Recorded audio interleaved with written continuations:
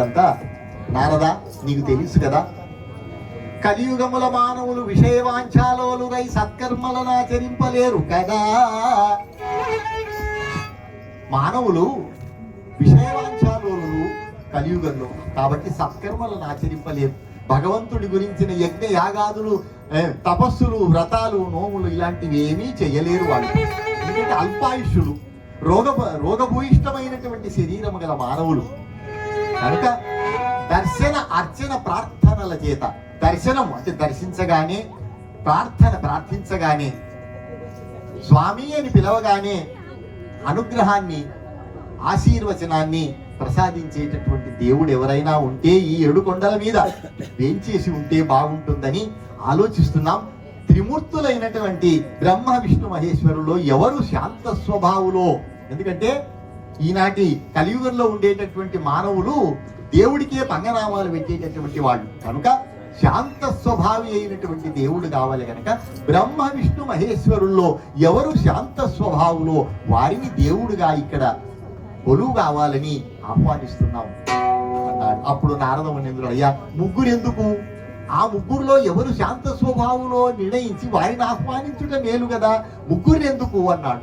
అయితే నారదా, ఆ పని నీవే చేయరాదా, ఆ ముగ్గురులో ఎవరు శాంత స్వభావంలో దయచేసి చెప్పవలసింది.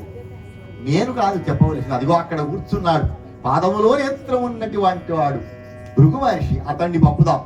అతడు సత్యలోకానికి వెళ్ళి బ్రహ్మదేవుణ్ణి, కైలాసానికి వెళ్ళి పరమేశ్వరుణ్ణి, వైకుంఠానికి వెళ్ళి విష్ణుమూర్తిని పరీక్షించి ఎవరు శాంత స్వభావంలో నిర్ణయించి వారిని ఆహ్వానించి వస్తాడు, పని అయిపోతుందన్నాడు. అందరూ కలిసి భృగు మహర్షిని ప్రార్థించారు. నాయనా భృగు, ఇది దైవ కార్యం, బయలుదేరు నాయన, ముల్లోకాలకు వెళ్ళి అక్కడ ఆ త్రిమూర్తులను పరీక్షించి ఎవరు శాంత స్వభావులో వారిని ఆహ్వానించమని ప్రయాణం చేశారు. ఇక భృగు మహర్షి ప్రయాణమై ముందుగా సత్యలోకానికి పోతూ ఉన్నాడు.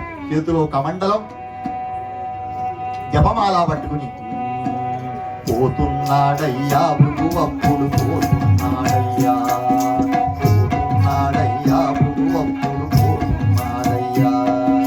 బ్రహ్మాదులనే పరీక్ష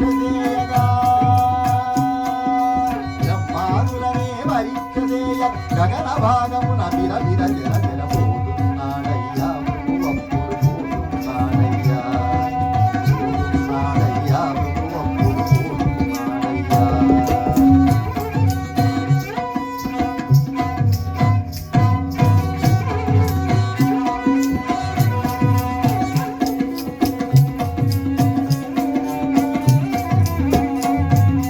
యోగదండంబు కమండలమును చేతబట్టి జపమాలను త్రావడిగా దిక్కుతూ,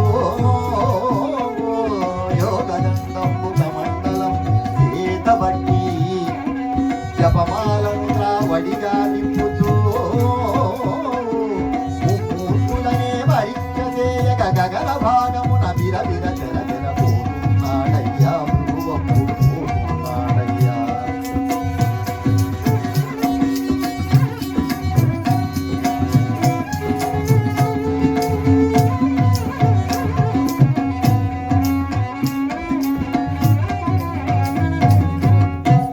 ముందుగా సత్యలోకం చేరుకున్నాడు. ఇక అక్కడ కమలాసనుడైనటువంటి బ్రహ్మదేవుడు చతుర్ముఖుడు ఒక్కొక్క పుర్రెను తీసుకుని ఆ పుర్రె యొక్క నుదుటి మీద బ్రహ్మరాత రాస్తూ ఉన్నాడు. ఎవడు భోగి, ఎవడు యోగి, ఎవడు రోగి, ఎవడు విరాగి, ఎవడు బైరాగి, ఎవడు త్యాగి, ఎవడు పిసినారి, ఎవడు దాత,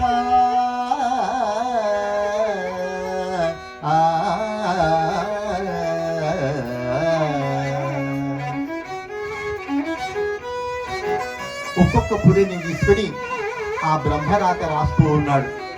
భృగు మహర్షి వెళ్ళి, చతుర్ముఖ బ్రహ్మదేవ, నేను భూలోకంలోంచి వచ్చాను, కార్యార్థినై, నీతో చాలా మాట్లాడవలసి ఉన్నది, దయచేసి నా యొక్క నమస్కారాన్ని స్వీకరించమన్నాడు. ఆయన పలకలేదు. పక్కన ఆ తల్లి గాయత్రి సరస్వతీదేవి వీణ వాయిస్తోంది. అమ్మా సరస్వతీదేవి, కనీసం నీవైనా నా మొర ఆలకించు తల్లి, నేను భూలోకంలోంచి వచ్చాను కార్యార్థినై, మీతో చాలా మాట్లాడవలసి ఉందంటే ఆమె పలకడం లేదు. వీణాగానంలో నిమగ్నం అయిపోయి ఉంది. సరిగమల సారమే సంగీతము, సరిగమల సారమే సంగీతము, నాదమే వేదం వేదమే నాదం, నాదమే వేదం వేదమే నాదం, సామ వేదమే సంగీతం. భావములో ప్రతి ఒక భావము, అనురాగములో అనుబంధం, మానవుడైనా దానవుడైనా, మానవుడైనా దానవుడైనా, సాధన చేసిన పొందును కైవల్యం. హరిగమల తారమి సంగీతము.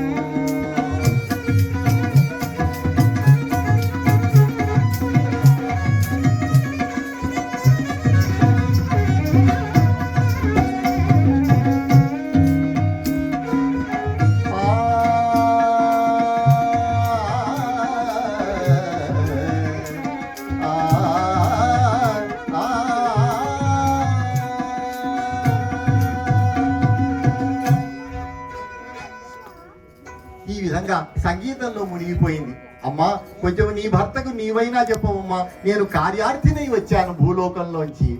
వినిపించుకోలే. భృగు మహర్షికి మహాకోపం వచ్చేసి, ఏమి దేవతలయ్యా మీరు, ఎంత కార్యార్థినై వచ్చి ప్రణామములు చేసి సాష్టాంగ నమస్కారములు చేసి వేడుకుంటే కూడా మీకు చెవులు వినిపించవా, చెవిటి వాళ్ళ అని బ్రహ్మాండమైనటువంటి కోపంతో బ్రహ్మదేవునికి బ్రహ్మాండం కలియుగ రక్షణార్థము క్రతువు చేయగా వచ్చిన మా కాహ్వానము లేదు సరియదా.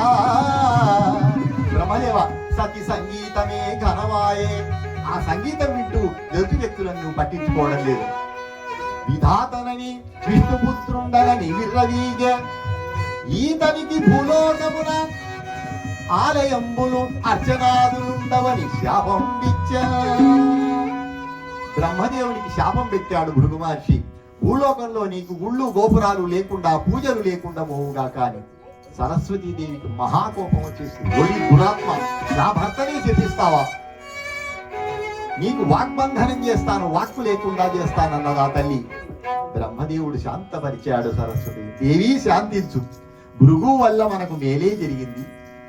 అనవసరంగా నాకు గుడి గోపురాలు భూలోకంలో పెడితే నాకు పని ఒత్తిడి ఎక్కువ అవుతుంది. ఇప్పటికే బ్రహ్మరాతలు రాయలేకపోతున్నాను గనక మనకు మేలే చేసినాడు భృగు మహర్షి, కాబట్టి శాంతించమన్నాడు. ఇక భృగు మహర్షి అక్కడ ఉండలే. వెంటనే ఈయన తమోగుణ ప్రధానుడు గనక ఈయన కలియుగంలో దేవుడిగా పనికిరాడని అక్కడి నుంచి కైలాసానికి బయలుదేరినాడు. ఇక కైలాసంలో వెండి కొండపైన ఆ ప్రమద గణాలన్నీ కూడాను పరమేశ్వరుని కీర్తిస్తూ ఉన్నాయి. పార్వతీ పరమేశ్వరులు బ్రహ్మాండమైనటువంటి తాండవ నృత్యం చేస్తున్నారు. హోరెత్తిపోతుంది. శంఖ భేరీ మృదంగ ధ్వనులతో అందరూ కూడాను తాండవ నృత్యం చేస్తున్నారు.